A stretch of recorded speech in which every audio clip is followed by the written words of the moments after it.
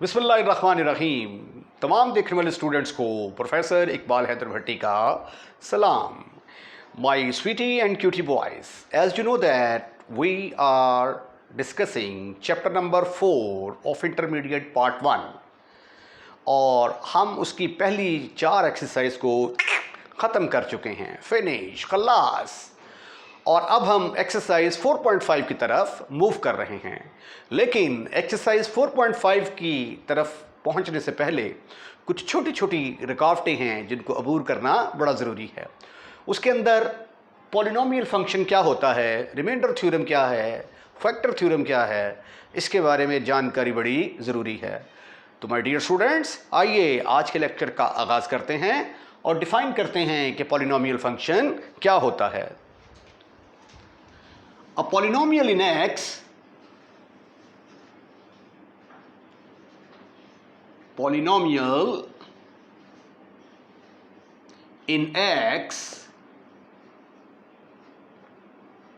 is an expression of the form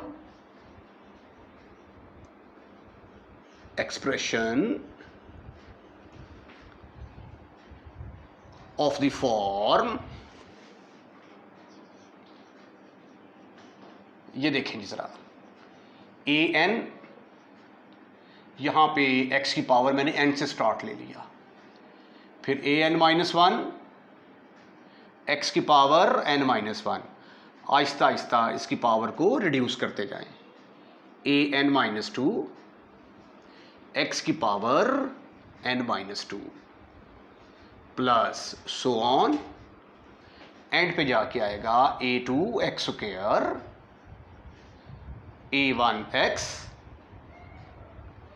plus a naught. इस तरह की जो एक्सप्रेशन होगी उसको हम क्या कहेंगे कि ये पॉलिनोमियल है इन x में। यहां पे where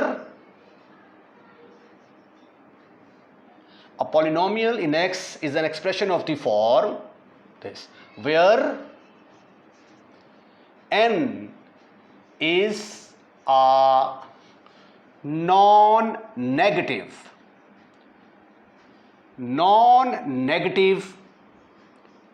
integer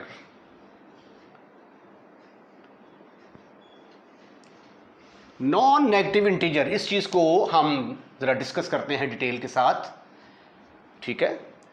where n is a non-negative integer and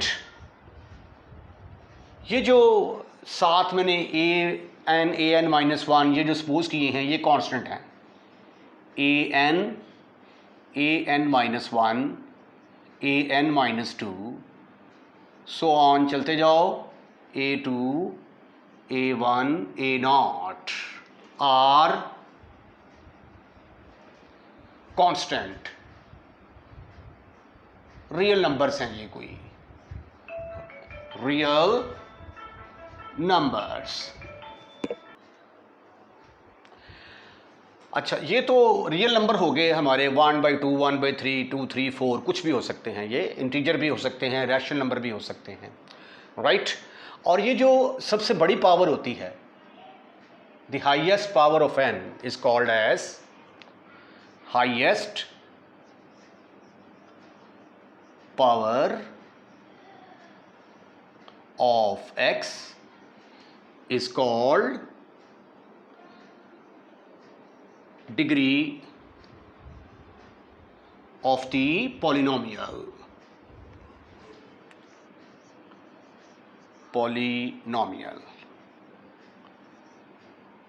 अब इस एक्सप्रेशन को हम कैसे डिनोट करेंगे? And is denoted as Pnx। अब n से मुराद क्या है? इसका डेरिवेटिव, सॉरी इसकी पावर अगर n है तो यहाँ पे n आ जाएगा, अगर यहाँ पे इसकी पावर 3 है तो p3 आ जाएगा, 4 है तो 4 आ जाएगा। Pnx ये इसकी नोटेशन है, an x की power n plus an minus one, x की power n minus one plus an minus two, x की power n minus two plus so on, चलते जाओ आखिर में जाके एक कांस्टेंट आ जाएगा ए नॉट। अब ये देखिए यहाँ पे मैंने जो अंडरलाइन किया है नॉन नेगेटिव। नॉन नेगेटिव का मतलब क्या होता है? जो नेगेटिव नहीं होते, non negative, non negative, non negative. अच्छा, अब इसमें जो negative, non where n is a non negative integer. अब सेट ऑफ इंटीजर आपके पास किसके बराबर होता है? 0 plus minus 1 plus minus 2 plus minus 3 and so on. इसमें जो नेगेटिव हैं, अब 0 जो है ये ना ही पॉजिटिव होता है ना ही ये नेगेटिव होता है। तो जब हम नॉन नेगेटिव इंटीजर की बात करते हैं, नॉन नेगेटिव इंटीजर, तो उसमें 0 शामिल होता है। नॉन नेगेटिव इंटीजर्स के अंदर 0 शामिल होता है। तो आपके इंटीजर आ जाएंगे 0 1 2 3 अप टू सो ऑन। तो डेफिनेशन के मुताबिक इसकी ये जो पावर्स हैं, ये पावर्स क्या होनी चाहिए? इंटीजर होने चाहिए। यानी इसके अंदर अगर p3x है तो x की power 3 plus 2x square minus x plus 1, इस तरह की रकमें होनी चाहिए। ठीक है, इसको हम कहेंगे is a polynomial of degree 3, polynomial of degree 3। अगर इसकी पावर 2 आ जाती है, 2x square minus 3x plus 1, तो इसको हम कहेंगे degree, polynomial of degree 2, right. अब यहाँ पे देखें, अगर मैं इसको कंसीडर कर लूँ, इस एक्सप्रेशन को, x की पावर 3/2 प्लस x की पावर 2 प्लस x की power 1 plus 4 is equal to 0, तो क्या ये पॉलिनोमियल होगा? Is this polynomial? No, this is not a polynomial. उसकी वजह क्या है कि यहां पे इसकी पावर को देखें, ये इसकी पावर जो है ये इंटीजर नहीं है, नॉट इंटीजर। ठीक है, तो देयरफॉर ये पॉलिनोमियल नहीं है, इट इज नॉट पॉलिनोमियल, ये पॉलिनोमियल नहीं होगा। अगर मैं इसको ऐसे लिख दूं, एक और एग्जांपल लेते हैं, x की पावर -3 प्लस x की power -2 plus x plus 5 is equal to 0। अब यहां पे देखें, ये जो है, ये एक्सप्रेशन जो है, इसमें x की पावर किसके बराबर आ गई? x की पावर माइनस आ गई। आया ये पॉलिनोमियल होगा? नॉट पॉलिनोमियल, क्योंकि ये देखें इसकी जो पावर्स आ रही हैं ये पावर नेगेटिव इंटीजर हैं, नेगेटिव इंटीजर। तो नेगेटिव इंटीजर नहीं, नॉन नेगेटिव होनी चाहिए, तो इसलिए ये भी पॉलिनोमियल नहीं होगा, नॉट पॉलिनोमियल। ठीक है, तो ये एक कंसेप्ट था कि पॉलिनोमियल फंक्शन क्या होता है। अब आगे अगर पॉलिनोमियल जो है वो उसके अंदर 3 टर्म्स मौजूद हों तो उसको हम कहते हैं कि ये ट्राइनोमियल है। तो अगली डेफिनेशन हम लिखते हैं trinomial, trinomial,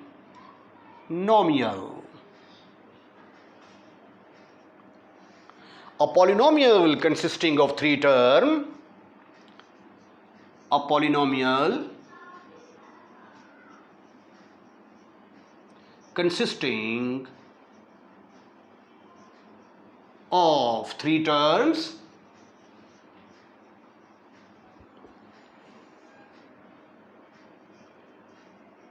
is called trinomial। मसलन इस तरह की रकमें सपोज कर लेते हैं, x square plus 3x plus 5। Binomial क्या होता है? अगर सिर्फ 2 टर्में हों पॉलिनोमियल के अंदर तो उसको हम क्या कहेंगे? Binomial, binomial.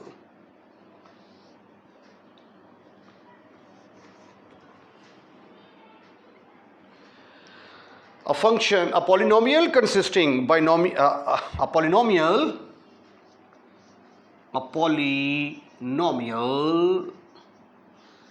consisting of two terms is called binomial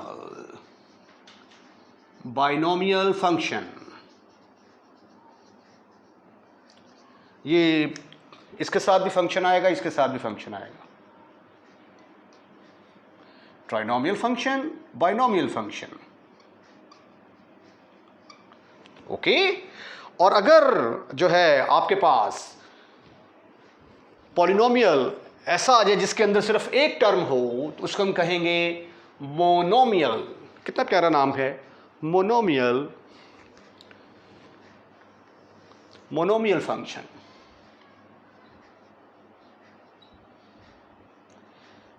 monoxide से निकला है. कार्बन मोनोऑक्साइड में एक होता है ना ये ऑक्सीजन का एलिमेंट, तो कार्बन डाइऑक्साइड में दो होते हैं, तो मोनो वन के मीनिंग में आ गया.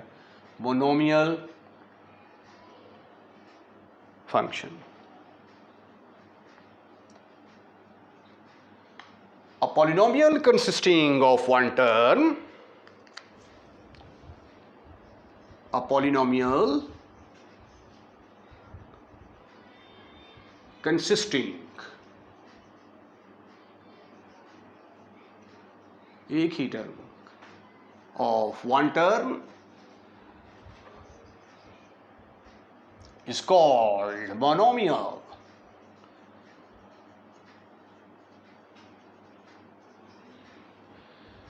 फॉर एग्जाम्पल इसमें P1x जो है वो सिंपल x के बराबर भी आ जाएगा, ठीक है. और अगर P2x है हमारे पास, उसके अंदर सिर्फ एक ही टर्म मौजूद हो, तो इसको भी हम क्या कहेंगे कि ये मोनोमियल है. Remainder theorem. रिमाइंडर थ्योरम जो है उसको डिस्कस करने से पहले कुछ चीज़ें जो हैं वो आपके साथ डिस्कस करनी बड़ी ज़रूरी हैं. अगर आप उन चीज़ों को अच्छे तरीके से फॉलो कर लेते हैं तो ये प्रूफ समझना आपके लिए इंतहाई आसान हो जाएगा. स्टेटमेंट पहले इसकी देख लें. If a polynomial px of degree n, यानी आपके पास कोई पॉलिनोमियल है और उसकी degree n greater than equal to 1 है, यानी 1 के बराबर भी हो सकती है लेकिन 1 से बड़ी होनी चाहिए. और n जो है वो क्या होना चाहिए, नॉन नेगेटिव इंटीजर होना चाहिए. ये हमने पहले भी डिस्कस किया है. अब उस पॉलिनोमियल को डिवाइड करते हैं हम x माइनस ए के साथ. x माइनस ए के साथ डिवाइड करते हैं और डिवाइड तब तक करते जाना है जब तक रिमाइंडर के अंदर x वाली टर्म ख़त्म हो जाए. क्योंकि देखें ना, यहाँ पे x की डिग्री 1 है ना, तो इसका मतलब है कि रिमाइंडर के अंदर x नहीं आना चाहिए. तो तब तक डिवाइड करते जाना है जब तक उसमें से x गायब ना हो जाए. तो जब x गायब हो जाएगा तो जो रिमाइंडर आपका आएगा वो रिमाइंडर किसके बराबर होगा, इसके बराबर होगा. ये तो यूँ लगता है जैसे px की जगह पे डायरेक्ट a पुट कर दिया गया है, राइट. तो आइए यहाँ पे मैं आपको कुछ चीज़ें समझाता हूँ. पहले इस थ्योरम को प्रूफ करने से पहले, ये मेरे पास एक पॉलिनोमियल है x square plus 3x plus 7. इसको मैं डिवाइड करता हूँ x प्लस 1 के साथ. ये देखें, x square plus 3x plus 7 को मैंने डिवाइड किया x प्लस 1 के साथ. ये जी x प्लस 1 आ गया. डिवीजन आई एम श्योर कि आपको करनी आती होगी. ये स्क्वायर है, यहाँ पे x के साथ जाएगा, ये आ गया x स्क्वायर प्लस x. उसके बाद इनको माइनस किया जाएगा, ये दोनों कैंसिल होंगे. 3 में से x निकाला, बाकी रह गए 2x प्लस 7. अब यहाँ पे 2x चाहिए मुझे, तो प्लस 2 लिखूँगा, इसके साथ मल्टीप्लाई करूँगा 2x प्लस 2. अब इन दोनों को माइनस करूँगा मैं, ये प्लस प्लस माइनस माइनस, तो 5 जो है ये मेरे पास क्या आ गया, रिमाइंडर आ गया. अच्छा, अब देखें, ये जो जिसके साथ मैंने डिवाइड किया है इसको हम कहते हैं डिवाइज़र. क्या कहते हैं, डिवाइज़र. और ये जो बाकी रकम बचती है इसको हम कहते हैं रिमाइंडर। रिमाइंडर, बड़ी इंपॉर्टेंट बातें बता रहा हूं, गौर से देखिएगा। ये जो ऊपर रकम आई है इसको कहते हैं कोशंट। कोशंट।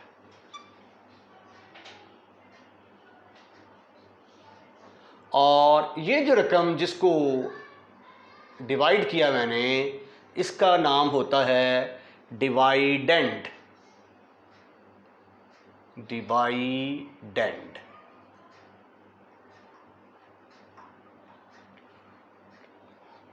ठीक है, तो यहां से फिर आप देखिए जरा कि 3x स्क्वायर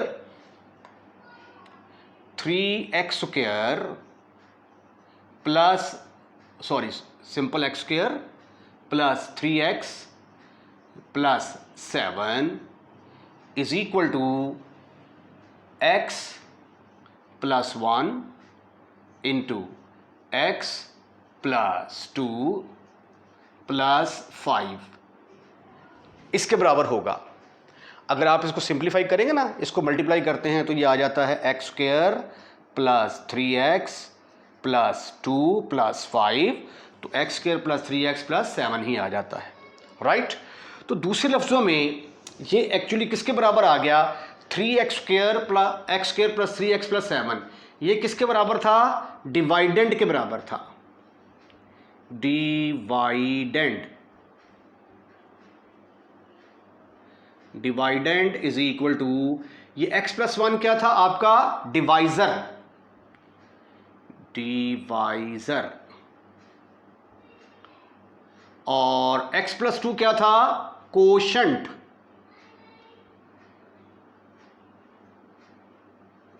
कोशंट। और प्लस रिमाइंडर, ये हमारे पास एक फार्मूला आ गया कि डिवाइडेंड किसके बराबर होता है? डिवाइडेंड हमेशा बराबर होता है divisor into quotient plus remainder, right. अच्छा, अब जरा देखिए,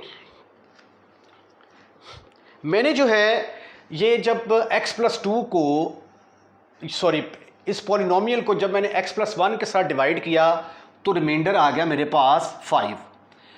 तो एक मैथमेटिशियन था, उसने कहा ये आपको इतना लंबा चौड़ा प्रोसेस करने की ज़रूरत नहीं है, आप सिंपल जो भी पॉलिनोमियल है आपका px is equal to x square plus 3x plus 7, आप किसके साथ डिवाइड करना चाहते हैं? x प्लस 1 के साथ। तो पुट कर दें आप x इज इक्वल टू -1। तो जब आप x की जगह पे -1 पुट करेंगे तो ये आ जाएगा -1 का स्क्वायर प्लस 3 इंटू -1 प्लस 7। तो ये आंसर किसके बराबर आ जाता है? 1 - 3 प्लस 7। तो 7 और 1 8, 8 में से 3 निकाले तो जवाब क्या निकल आया? 5। तो ये देखें, यहाँ पे भी रिमाइंडर 5 निकला है, यहाँ पे भी रिमाइंडर 5 निकला है। तो कहता है इतना लंबा प्रोसेस करने की ज़रूरत नहीं है, जस्ट आप पॉलिनोमियल पकड़ें और जिसके साथ आपने डिवाइड करना है उसको 0 के बराबर पुट करके x की जो वैल्यू आती है वो वैल्यू पॉलिनोमियल के अंदर पुट कर दें तो वो आपके पास रिमाइंडर आ जाएगा। जिस तरह आप इस स्टेटमेंट को देखें, ये देखिए px को जब हम x माइनस ए के साथ डिवाइड करेंगे तो x माइनस ए को 0 के बराबर पुट करेंगे तो x किसके बराबर आ जाता है? a के बराबर। तो यहां पे x की जगह पे a पुट करेंगे तो पी ए किसके बराबर आ जाएगा? रिमाइंडर के बराबर आ जाएगा। ये हमने इस थ्योरम के अंदर साबित करना है, राइट। अब हमने आइए थ्योरम को प्रूफ करते हैं। Suppose when px is divided by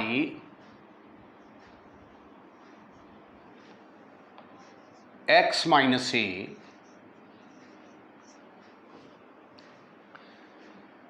till no term of x exist, we get a quotient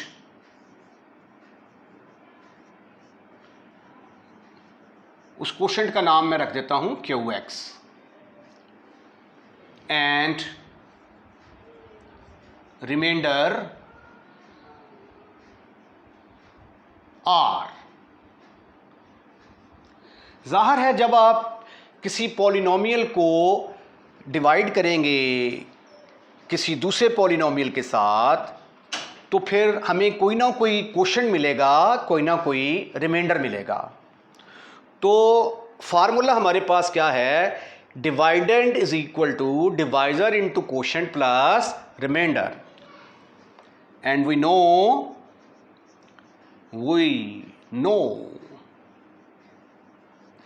dividend is equal to dividend is equal to divisor into quotient plus remainder।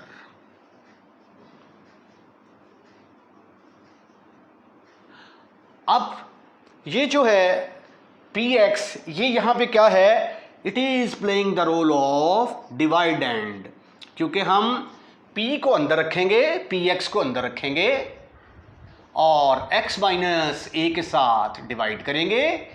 यहाँ पे कोई quotient आएगा और फिर x minus ए और quotient के साथ जब मल्टीप्लाई करेंगे तो कुछ ना कुछ रिमाइंडर आएगा।